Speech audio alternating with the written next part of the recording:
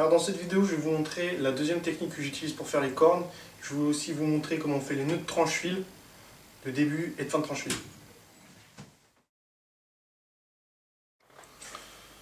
Donc alors, l'arc qui va être refait est un Alpha Elite, comme c'est marqué. Donc ça c'est la Tune Chart qu'on trouve sur le site de Hoyt. Donc toutes les marques ne mettent pas leur Tune Chart sur leur site. Donc des fois c'est un peu compliqué pour trouver les longueurs. Sinon donc là la corde, elle fait 59 pouces, une fois torsadée.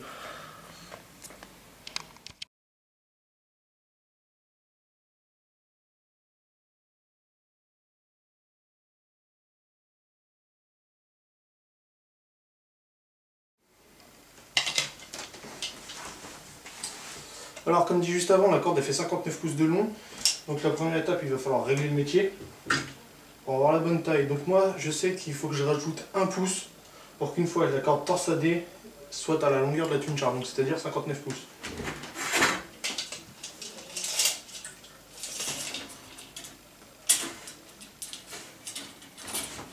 Donc je vais régler le métier à 60 pouces.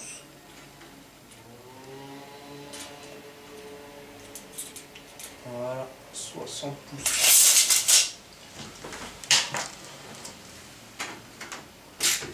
Et voilà.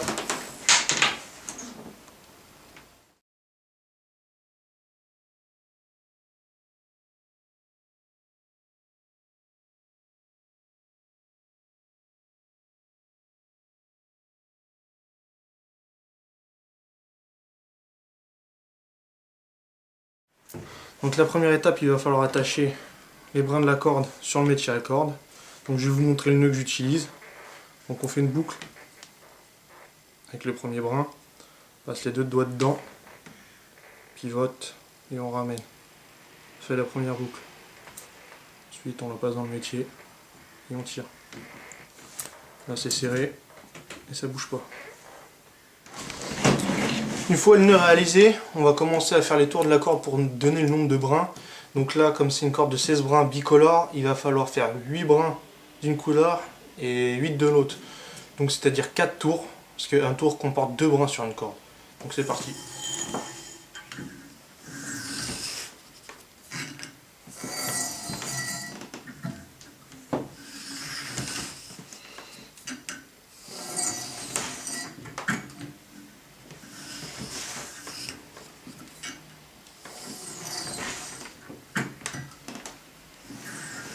Et 8. Donc là je vais vous montrer le nœud de fin que j'utilise pour fixer le dernier brin de cette couleur sur le métier à corde. Donc c'est tout simple. Je reviens à la même hauteur que j'ai attaché l'autre. Je tourne 3 fois. Je laisse un peu de longueur. Je coupe. Je prends le brin. Je passe au-dessus de la corde. Je le pose, je repasse dans la boucle. Je serre et je tire. Et voilà. Donc on va faire pareil maintenant pour la deuxième couleur.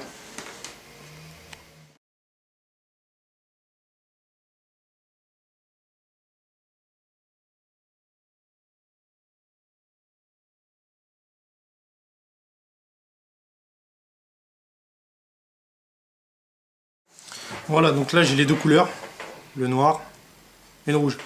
Donc maintenant l'astuce, il va falloir insérer un morceau de corde, donc un brin de corde, entre les deux couleurs, afin d'obtenir à la fin une corde homogène et surtout que les deux couleurs soient triées. Donc on prend les 4 premiers brins d'un côté, on passe le morceau de fil, on va chercher les 4 de l'autre côté.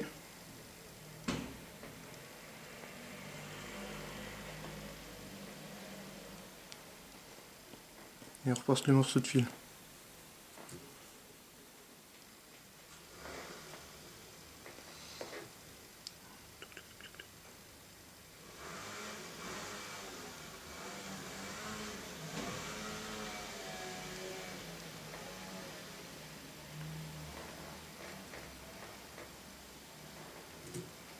Voilà, là on voit bien qu'on a les deux couleurs bien séparées.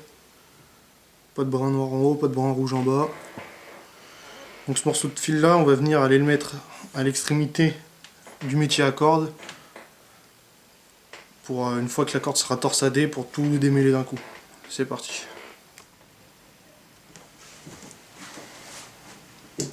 Donc maintenant on va torsader la corde pour obtenir la bonne longueur finale de la corde. Donc mon métier à corde un peu particulier, car il me possède une manivelle pour directement torsader sur le métier à corde, pour ne pas avoir à défaire la corde pour torsader. Donc je sais pas le nombre de tours que je mets à la corde, j'en mets un certain nombre, puis avec l'expérience, avec la couleur de la corde qui prend forme, on sait à peu près le nombre de tours qui va bien. Là je devrais à peu près être bon, donc je rebloque le métier et je vais mesurer si la corde est à la bonne taille.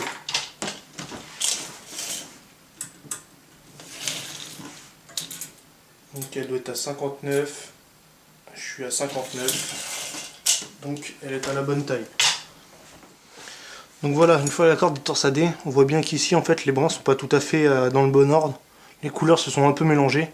Donc grâce au petit fil qu'on a utilisé tout à l'heure, qu'on a mis entre les deux couleurs, on va pouvoir démêler un peu ce bazar. Donc je vais aller chercher le fil qui est de l'autre côté et j'arrive. Donc voilà, le bout de fil est ici. Et après son passage, hop,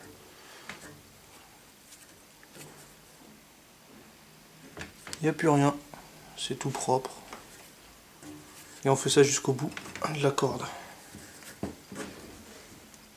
Alors donc une fois qu'on a passé le petit morceau de fil entre les couleurs, on le laisse dans la corde et on va s'en servir pour après monter la visette dessus.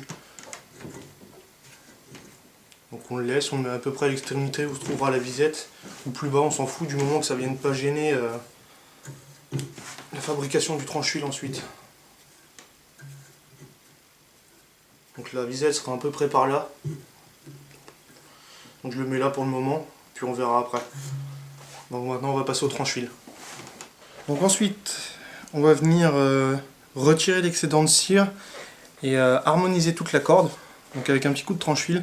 Donc ça permet en fait d'avoir une corde bien lisse, bien propre, les brins bien collés les uns aux autres, et ça permettra avec cette technique d'avoir une corde qui ne tourne pas à la fin.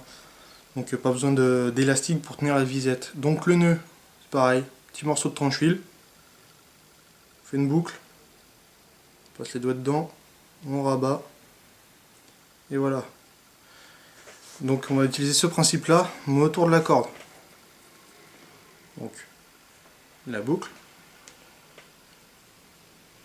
on fait le tour, on passe le tranche-huile dedans, et on serre. Et voilà, donc le tranche-huile est autour. Donc là on voit à peu près tous les brins qui sont pas ensemble, pas collés. Donc je vais passer le coup de tranche-huile.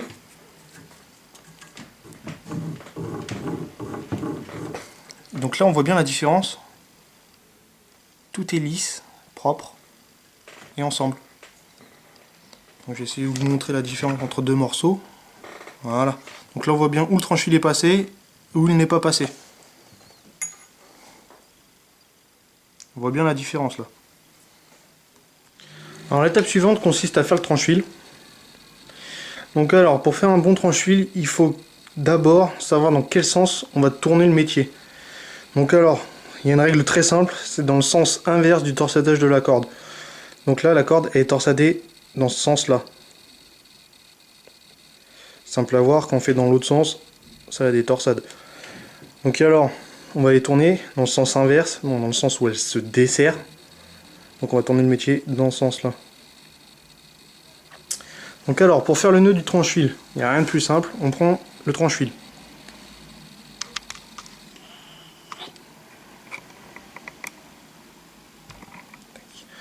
Donc on a notre tranche-huile, on va venir le poser. Donc là on le tient le long à peu près de la corde, on repasse par dessus.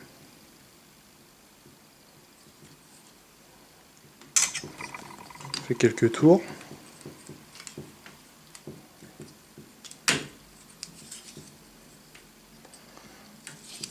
Hop. Donc là on voit il y a une petite boucle sur dessus. On règle la taille de la boucle et on tire sur les deux côtés. Et voilà, dans notre nœud de départ, il ne reste plus qu'à faire tout le tranche-huile en entier. Alors, vous allez vous demander comment je sais la taille des tranche-huile qu'il y a sur les poulies. Bah, c'est très simple. Donc je prends l'arc, Et avec un petit morceau de corde, je vais venir prendre de la croche de la poulie, faire le tour avec, et regarder jusqu'à où j'en ai besoin. Je coupe ce fil, et je prends la taille. Alors donc me voilà avec mon petit morceau de fil. Donc je vais passer entre les deux branches, venir où démarre le tranche-fil après la petite boucle de la corde. Donc, hop, je règle, je fais le tour de la poulie.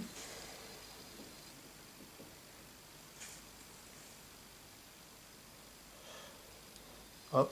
Donc après on peut tenir ailleurs que sur la boucle. Donc à partir de là, soit je conserve toute la taille du tranche-fil qu'il y avait sur l'arc, donc là c'est pas démesuré donc ça va, mais il y a sur certains arcs le tranche-fil se finit ici donc c'est complètement inutile. Donc là je prends toute la taille et je vais couper ici. Puis voilà, comme ça j'aurai la taille de mon tranche-fil avec une sorte de mètre pour faire mon tranche-fil. Donc à présent, une fois que vous avez la longueur de votre tranche-fil, il y a plusieurs solutions. Soit vous faites le tranche-fil et au fur et à mesure vous regardez si c'est bon avec le petit morceau de corde, soit vous allez venir tracer un trait sur la corde. Donc alors là, comme j'utilise un tranche-fil noir, je vais préférer faire un petit trait sur la corde au marqueur. Comme ça je serai tranquille, dès que je vais arriver au bout, je sais que ça va être bon. Mais si j'avais utilisé un tranche-fil transparent, ça fait moche d'avoir un petit trait noir, donc je serais venu mesurer la taille au fur et à mesure que mon tranche-fil avançait. Donc alors voilà, mon petit bout de fil, ce qui est bien avec la cire c'est que ça colle. Donc je l'étire bien, tac, donc il va se terminer ici. Tac. Donc un petit trait, et on sait qu'à partir de là, du petit trait, on saura que mon tranche-fil il a la bonne taille. Donc là c'est reparti, on continue le tranche-fil.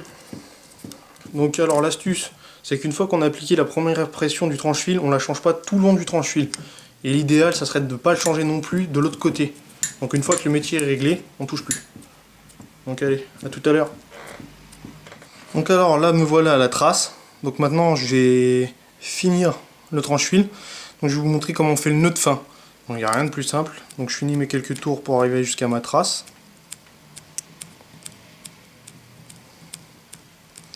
Voilà, donc j'y suis. Donc alors, pour pas dérégler le métier comme il est bien réglé pour l'autre côté, je vais juste tirer dessus. Hop, remettre la corde en place avec les petits tours de tranche-fil qui vont se faire tout seuls. Donc à partir de là, j'ai tiré. Donc le tranche-fil il se défait de ce côté-là. Je vais venir, comme si je continue à tourner, revenir sur la corde. Et ensuite, je vais revenir torsader, mais en revenant du côté du tranche-fil. Voilà. 2, 3, 4, 5, 6 et 7 tours. Une fois que les tours sont faits, je déroule un peu de mou. Et je vais revenir me reposer sur mon tranche-fil. Donc là, hop, je le glisse jusqu'en haut du tranche-fil. Et là, je vais revenir rebobiner la fin du tranche-fil à la main.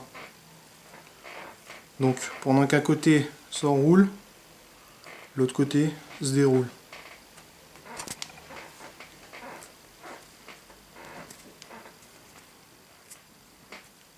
Et voilà. Donc là, je suis arrivé. La petite boucle, on tire sur le métier à tranche-fil. Et on va serrer. Tout simplement en tirant. Et voilà. Donc là, le nœud du tranche-fil, il est fait. Ça tient, ça va pas se défaire. Donc là, un petit coup de ciseau, on brûle l'extrémité et c'est terminé. Donc, le petit coup de briquet qui va bien, donc on n'est pas bête. On met le bout de tranche-fil vers le haut pour éviter de tout cramer. On brûle, on brûle, on brûle. Coup de petit doigt, ça fait une petite bouliche et c'est nickel. Donc là, je vous ai montré comment on faisait un tranche-fil d'extrémité. Donc ça va être exactement le même principe de l'autre côté de la corde, ou que ce soit un tranche-fil central de la corde, ou n'importe quel tranche-fil que vous ferez sur n'importe quelle corde, c'est toujours cette technique-là qui sera utilisée. Alors voilà, j'ai fait le deuxième tranche-fil, maintenant qu'il est terminé, on va passer au bras mort. Donc alors je laisse ces bras morts là dans le seul but en fait de terminer la corde et de protéger la poupée. Et le deuxième but, à quoi ça sert, c'est de ne pas avoir ces bras morts dans le tranche-fil. Donc si ces bras morts se retrouvent dans le tranche-fil, il y a de fortes chances que la corde ne soit pas stable et elle tourne ensuite à l'armement, et donc c'est tout ce qu'on essaie d'éviter aux poulies. Donc je vais me servir de ces fameux bras morts pour protéger et terminer la corde. Donc voilà, donc j'ai défait les bras morts de où ils étaient attachés, et il n'y a rien de plus simple ensuite. Il suffit de prendre les bras morts et de tourner autour de la poupée. Donc alors, il faut qu'il y ait d'un côté de la boucle, on passe par dessous, et de l'autre côté de la boucle, on passe par dessus. Donc je vais commencer par le côté qui est le plus proche de moi. Donc voilà, donc je prends mes bras morts. Donc d'un côté, je commence par dessous, et de l'autre côté par dessus. Donc là, j'attaque par dessous. Donc faut quand même serrer. Ça fait plus propre à la fin.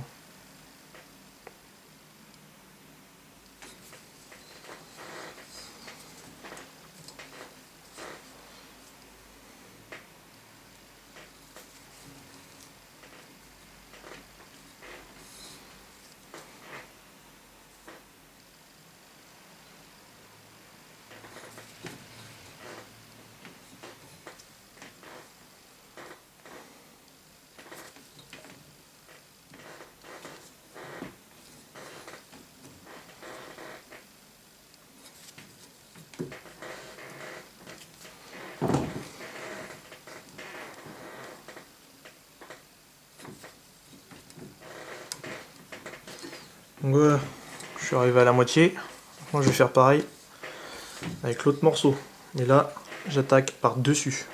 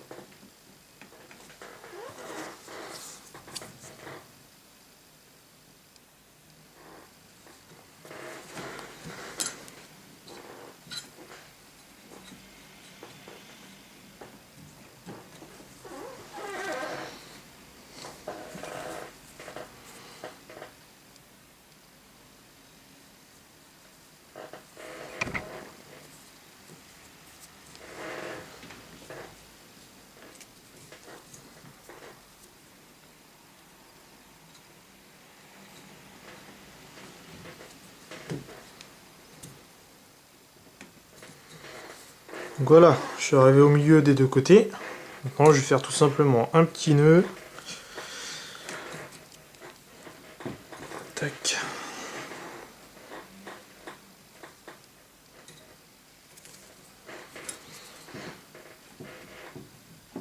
Et voilà, je coupe et je brûle.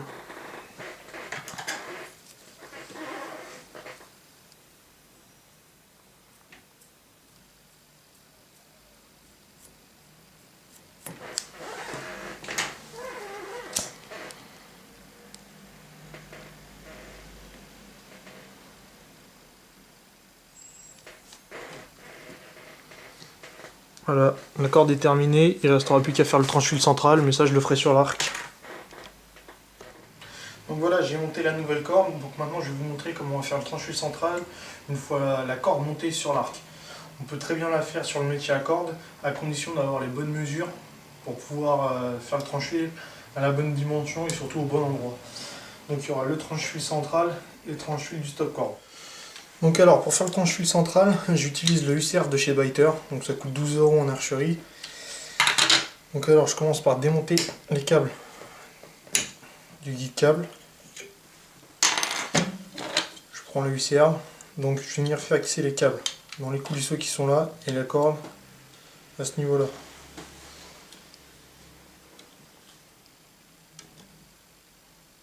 Voilà, donc là ça nous laisse l'espace pour passer le métier à corde. Donc alors après je me sers moi des trous pour me caler. Donc je prends le trou du milieu et je l'aligne par rapport au trou du repose-flèche. Donc ça me donnera le centre du tranche-fil. Donc voilà, donc je sais que ma flèche elle passera par là. Donc je peux faire le tranche-fil de là à là, ça sera amplement suffisant vu qu'on tire pas au doigt. Pas besoin d'un tranche-fil qui fasse 15 000 km de long.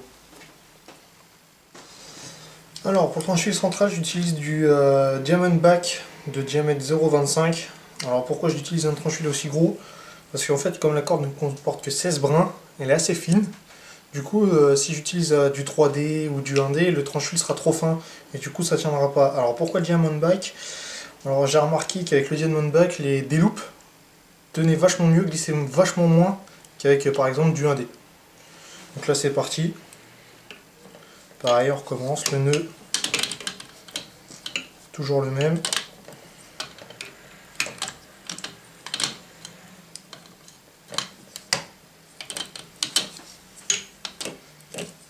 Hop, on fait 5-6 tours. On serre un petit peu. On passe la hauteur du tranche-fil. On serre.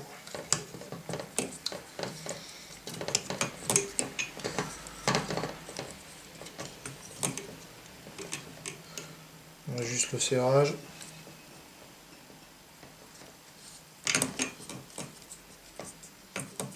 Et on tourne.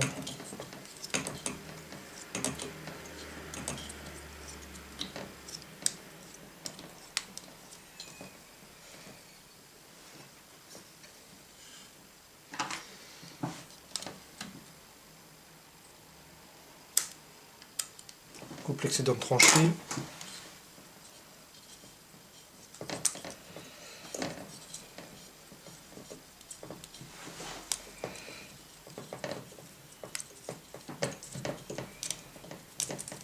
On tourne. Donc là, on peut constater que le centre, j'ai déjà passé le premier trou, donc je vais continuer à peu près jusqu'à ici. Le tranche-fil sera terminé.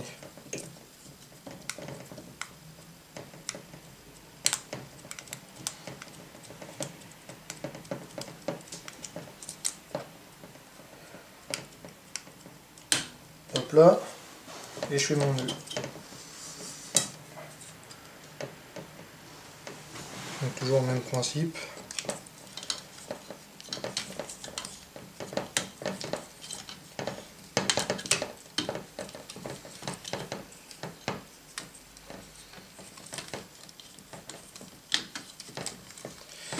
Tac, on passe en dessous.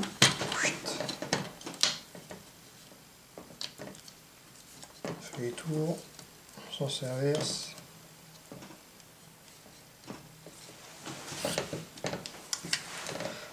On serre, on coupe, puis on brûle.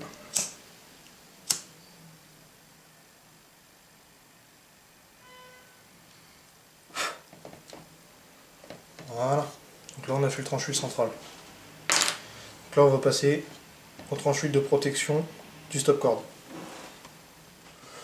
Donc pour le stop-corde, même principe que pour la corde, sauf que là bon, je vais devoir démonter le stop-corde.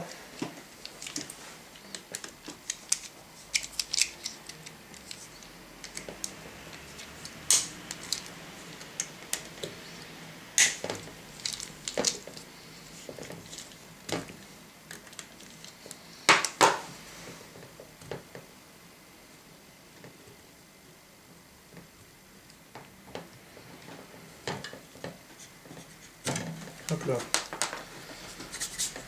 Donc le stop-corde une fois sorti, je reprends mon UCR, je redéfais les câbles si on les avait remis.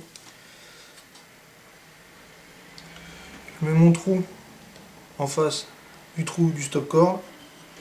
Je glisse les câbles dans les petits coulisseaux, je prends la corde et voilà. Donc là je sais que ce trou là sera en face de mon trou. Je sais qu'à peu près j'ai cette taille là de tranche fil à faire, donc je vais faire en conséquence.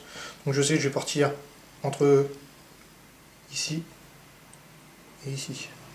Pour ça je vais utiliser du câble fixe. Donc c'est un tranche fil plat, vachement fin, et à la fin du montage qui sera transparent. Donc c'est parti. Donc là je vous garantis pas que vous voyez ce que je vais faire parce que le tranche fil est vachement transparent. Mais bon, ça vous donnera une idée de ce qu'il faut faire.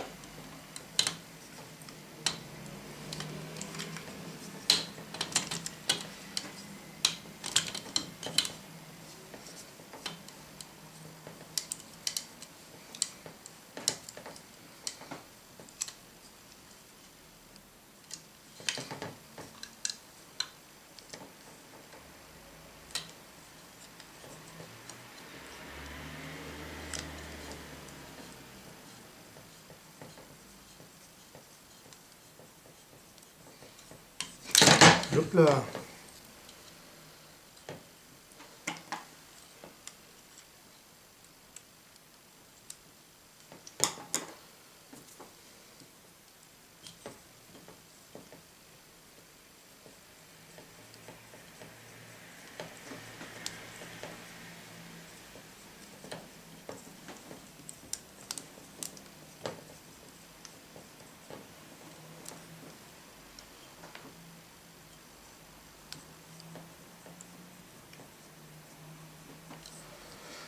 Hop.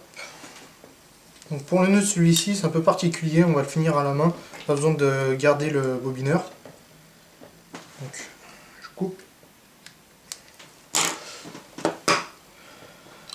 Et je fais le nœud pareil.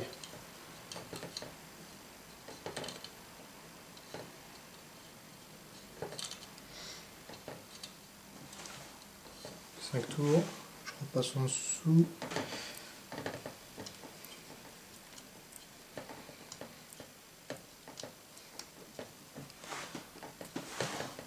Je serre.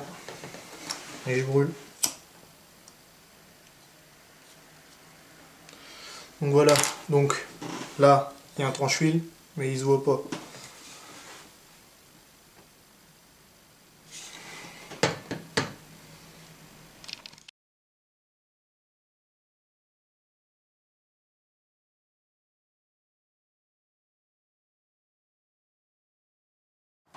Donc maintenant qu'on a monté la corde, la visette et le déloupe, je vais vous montrer que les cordes ne tournent pas.